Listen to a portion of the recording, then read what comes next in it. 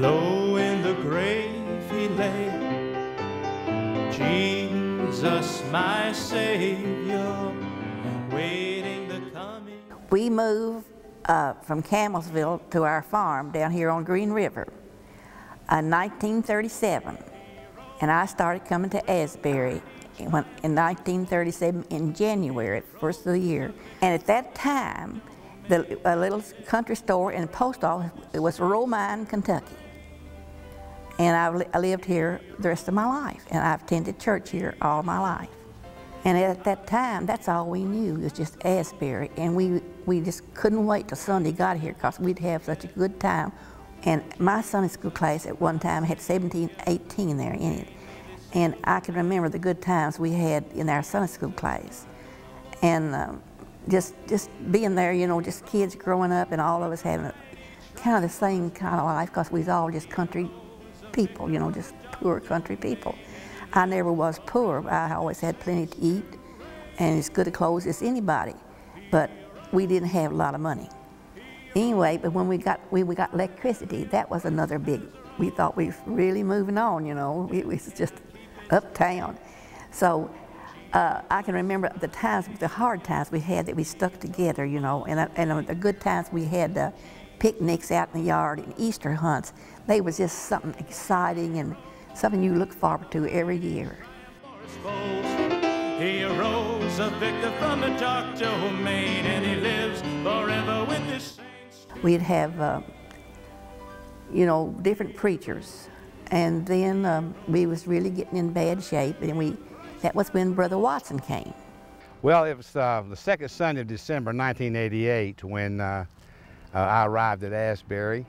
The first Sunday was really uneventful. I think there were 6 or 7 people present, extremely cold.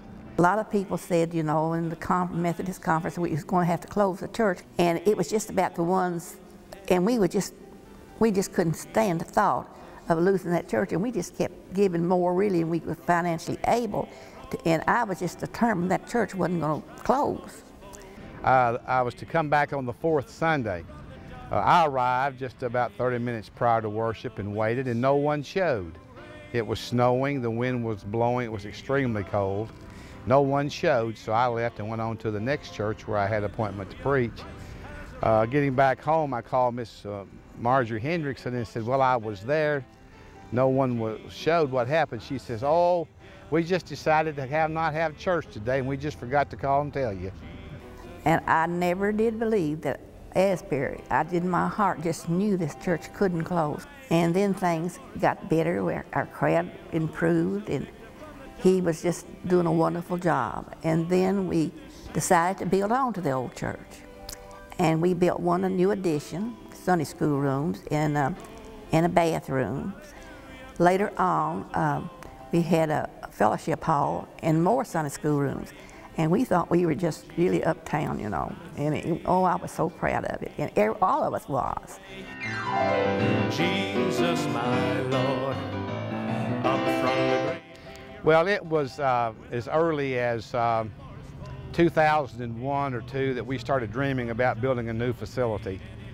A lot of planning went into it. We had a lot of different people that was taking a look at what kind of facility did we need, not only to meet our existing ministry needs, but to develop a regional church. There are 30 to 50,000 residents living within a 20 to 30-minute drive of this Asbury facility. We knew that there needed to be a regional church here, and so with that in mind, with that mission in mind, we then went to work developing the plans for the beautiful facility that we now have. Jesus, my Lord, up from the grave he rose. They realize that the church has grown by leaps and bounds since those days, particularly with Pastor Don being here now for 20 years. And they are excited about the things that have happened and the things that we believe are going to happen with God's help. I see Asbury's role in the community as a great chance of growth and potential. I could see us doing a good works committee. I would like to get involved in that, where we go out and people could see what a Christian does and how they help one another. And right now I think Asbury helps tremendously with its carpenter shop ministry. My family donates regularly to that, and that money is used to help family and people in need. For example, help people with their electric bills, help people with food, children's food, things like that. So I think that's very important for Asbury. Oh, I love it. The first time I walked in here, I thought this was the prettiest place I ever saw. It's always so peaceful and cool, and I think it's just beautiful. The Lord has really blessed us. He really has. We really have a good services here. We've got some fine people that carries it all out, and it's good singing, good preaching, good fellowship. The future of Asbury is as great as her desire to minister to people. There are thousands of individuals that are unchurched living within a 20 to 30-minute drive of the Asbury Worship and Life Development Center. Our church has grown slowly. We are what you could say somewhat at a plateau now. We know that very distinct directional ministries must take place to reach out and impact the lives of people and changing lives. And so we're very directional in our approach. The mission of Asbury United Methodist Church is to unconditionally love people into becoming disciples of Jesus Christ, and know that God's unconditional love provides help for today and hope for tomorrow. Within a 20 to 30-minute driving distance of the Asbury Worship and Life Development Center, there are literally thousands of individuals that are unchurched. People needing to know and to experience this unconditional love of Jesus. With a mighty triumph for his foes, he arose a victor from the dark domain, and he lives forever with his saints to reign. He arose, he arose.